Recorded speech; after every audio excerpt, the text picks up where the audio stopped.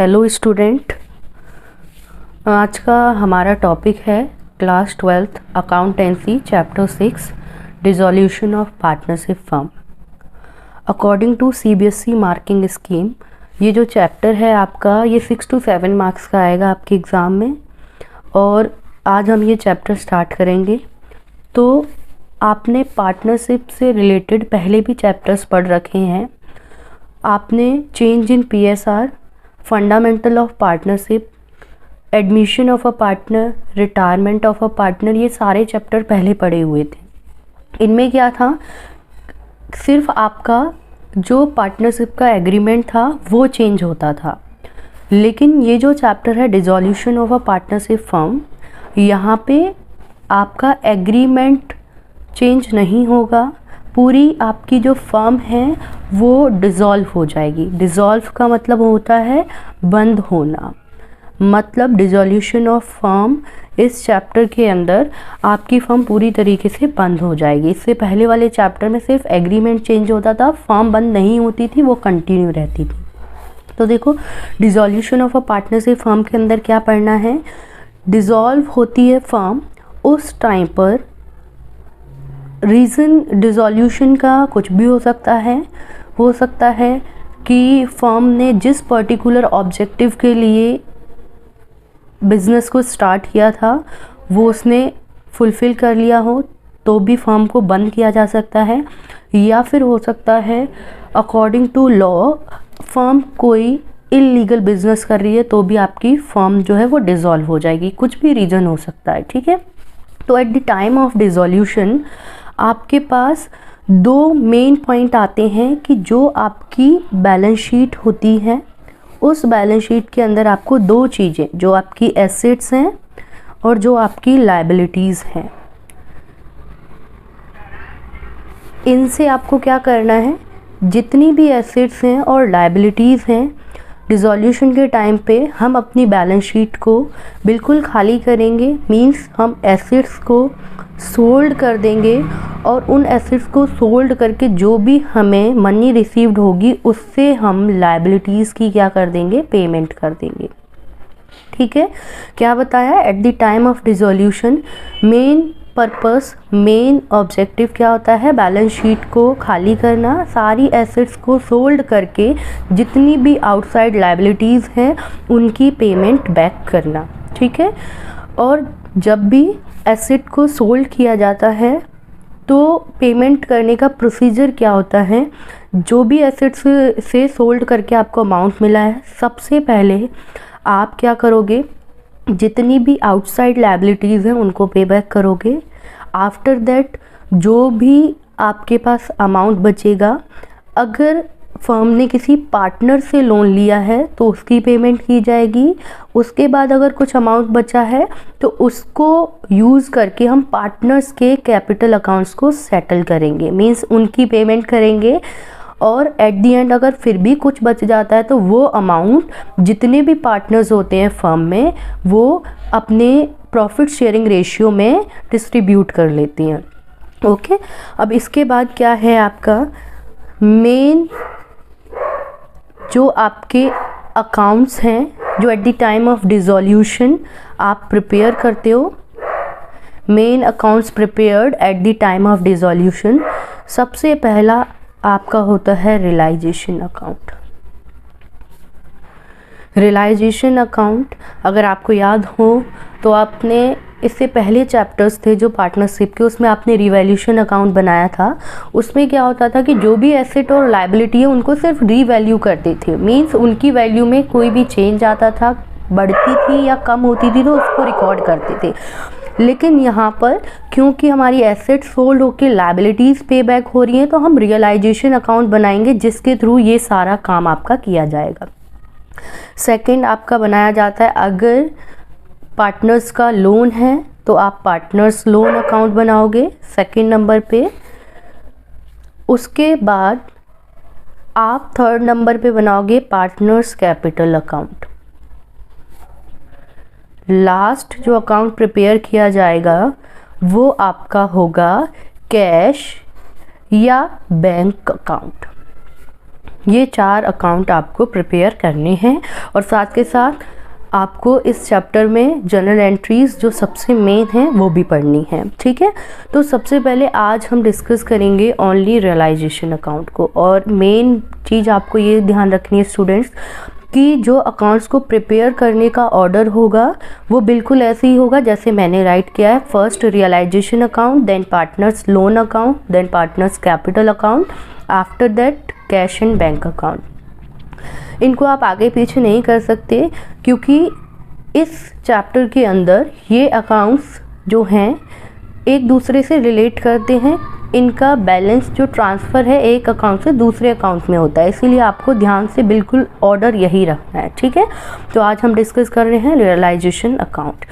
देखिए बच्चों, आपका रियलाइजेशन अकाउंट क्या होता है, इसका नेचर सबसे पहले हम पढ़ेंगे। बिल्कुल सेम होता है रिवैल्यूएशन अकाउंट की तरह। रिवैल्यूएशन अकाउंट का नेचर भी नॉमिनल अकाउंट होता था, ये भी आपका नॉमिनल नेचर का होता है। ठीक है, ये अकाउंट्स आपका नॉमिनल नेचर का होता है। Nominal means debit all the expenses and losses and credit all the incomes and gains. ये आपका नॉमिनल का रूल होता है। इसके बाद आप सबसे पहले इस अकाउंट को बनाओगे तो आपको पहली चीज़ क्या करनी है, आपको बैलेंस शीट दी होगी। ठीक है, अब देखो बैलेंस शीट में आपको पता है इस तरफ आपकी लायबिलिटीज़ होती हैं, देन उसका अमाउंट, और फिर उसके बाद आपकी एसेट्स, देन उसका अमाउंट। ये आपको बैलेंस शीट जब भी रियलाइजेशन अकाउंट करना है, बनाना है, तो आपको बैलेंस शीट गिवन होगी। तो आपको क्या करना है, सबसे पहले मैंने अभी बताया डिसॉल्यूशन के टाइम पे बैलेंस शीट को हमें बिल्कुल खाली करना है। इसका मतलब जितनी भी लायबिलिटीज़ हैं उनको आप उठाओगे और उनको ट्रांसफ़र करोगे क्रेडिट साइड, क्योंकि लायबिलिटीज़ का बैलेंस होता है क्रेडिट बैलेंस, एंड सारी एसेट्स को आप ट्रांसफ़र करोगे डेबिट साइड। एक तरीके से आपको क्रॉस ट्रांसफ़र करना है, लायबिलिटीज़ को क्रेडिट में, एसेट्स को डेबिट में। ठीक है बच्चों, तो जब भी आप रियलाइजेशन बनाओगे तो इम्पॉर्टेंट पॉइंट ये है कि आपको सारी एसेट्स और सारी लायबिलिटीज़ को उठा के रियलाइजेशन में ट्रांसफ़र करना है। ठीक है, तो हम क्या करेंगे, फॉर्मेट बिल्कुल सेम है, पर्टिकुलर्स अमाउंट, पर्टिकुलर्स अमाउंट। इसके बाद आपको क्या करना है, सारी लायबिलिटीज़ को ट्रांसफ़र करना है क्रेडिट साइड। क्या लिखेंगे, बाय सन्ड्री लायबिलिटीज़।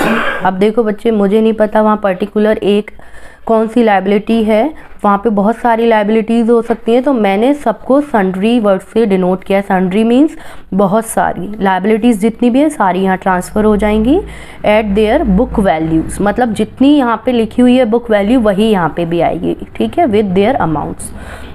उसके बाद सेकंड आपको क्या करना है, अपनी एसेट्स को यहाँ पे ट्रांसफ़र करना है डेबिट में to sundry assets save at their book value, जितने की वहाँ लिखी एसेट्स वो यहाँ पे आपको ट्रांसफ़र करनी है।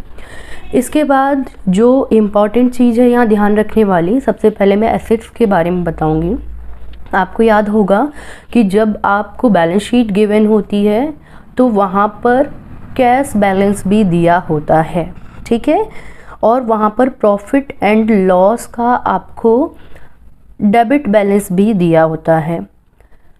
यानी कि आपको रियलाइजेशन अकाउंट के अंदर सिर्फ वही एसेट्स को रिकॉर्ड करना है that can be converted into cash, जिनको कैश में कन्वर्ट किया जा सके। ठीक है, तो कैश ऑलरेडी कैश में कन्वर्टेड है, तो अब उसको और कितना कैश में कन्वर्ट करोगे, तो उसको यहाँ नहीं ट्रांसफ़र करना। आपको मैंने बताया था कि आपको कैश एंड बैंक अकाउंट भी बनाना है, तो आप उसको वहाँ पे ट्रांसफ़र करोगे। ठीक है, तो आप जो एसेट्स इसके अंदर नहीं आएंगी वो यहाँ पे एक बार नोट कर लो।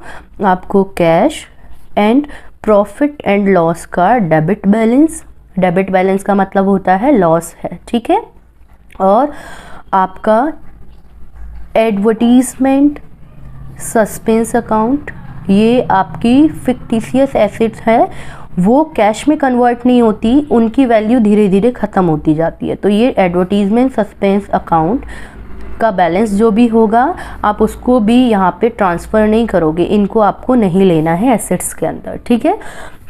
अब इसी तरीके से जब आप लायबिलिटी की बात करोगे तो लायबिलिटी में आपको प्रॉफिट एंड लॉस का क्रेडिट बैलेंस नहीं लेना है, ठीक है।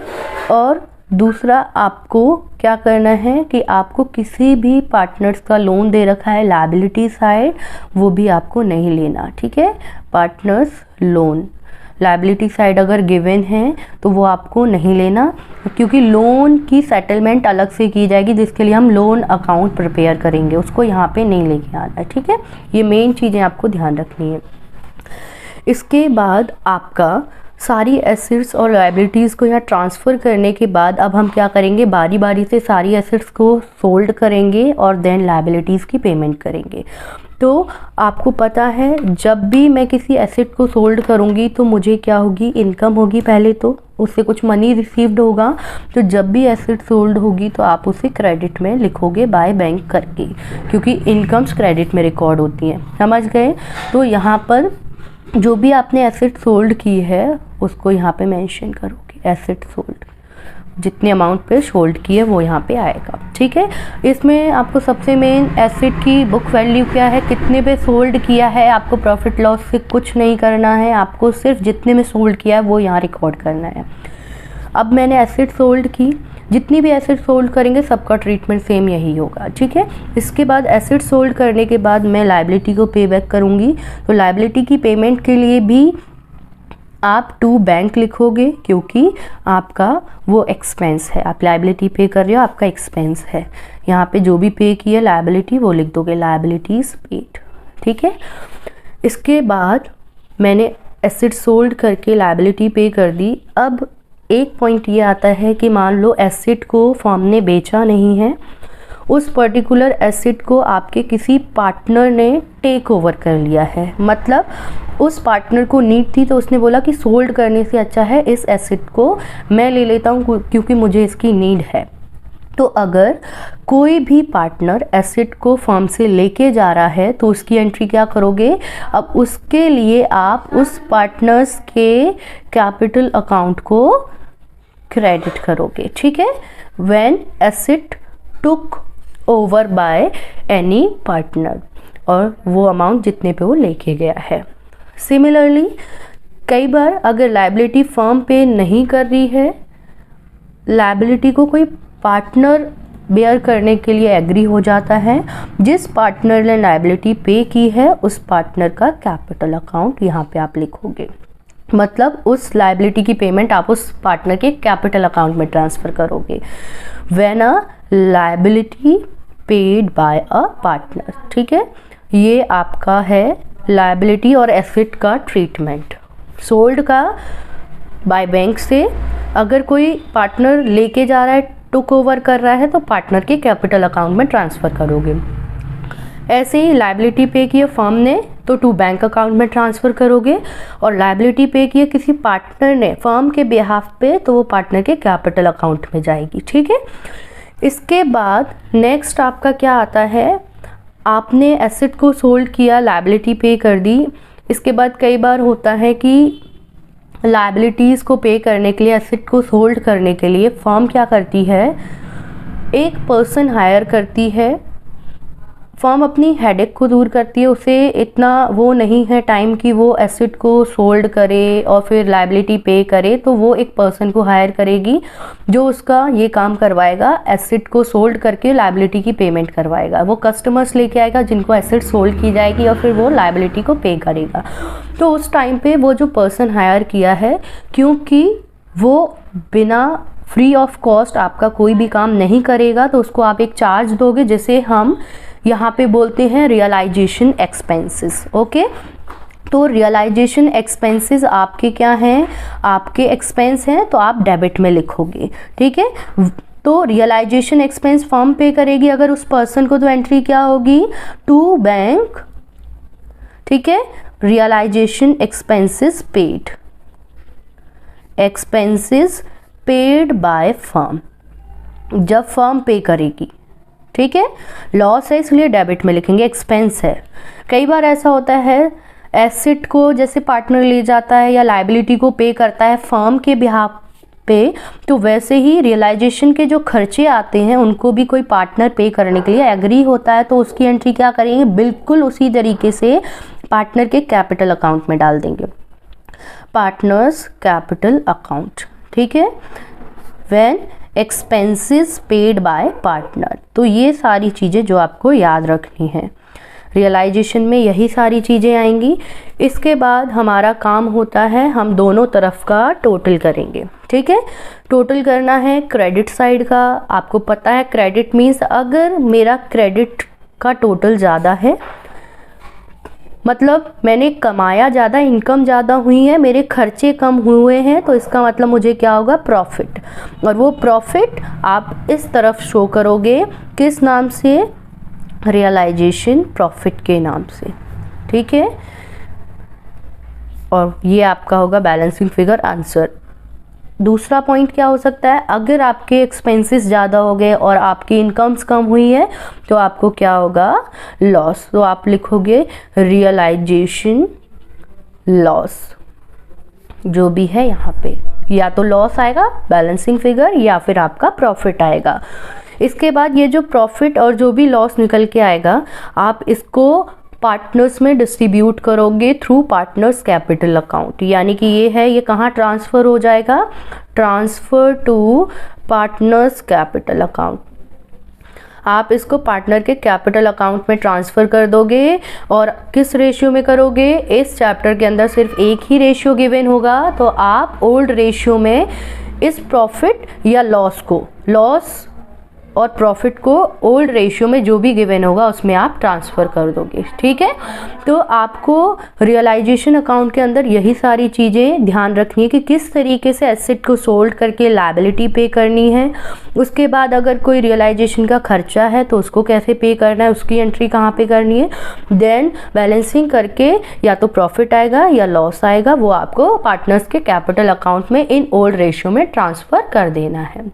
ठीक है, तो इस तरीके से आपको रियलाइजेशन अकाउंट प्रिपेयर करना है। तो आज सिर्फ हम यही करेंगे, रियलाइजेशन अकाउंट। उसके बाद बाकी जितने भी अकाउंट्स हैं उनको हम एक एक करके सीखेंगे, और फिर चैप्टर्स में होने वाली मेन जनरल एंट्रीज हैं उनको भी आपको सिखाया जाएगा। ठीक है, तो आप इसको अच्छे से ध्यान से करना, इस फॉर्मेट को अच्छे से ध्यान से याद कर लेना, कौन सी चीज़ कहाँ ट्रांसफ़र होनी है, ये बहुत इंपॉर्टेंट है, क्योंकि सारे आगे के जितने भी अकाउंट्स हैं एक दूसरे से रिलेटेड है। एक समझोगे तभी दूसरा समझ पाओगे। ओके, थैंक यू बच्चों, नेक्स्ट क्लास में मिलेंगे।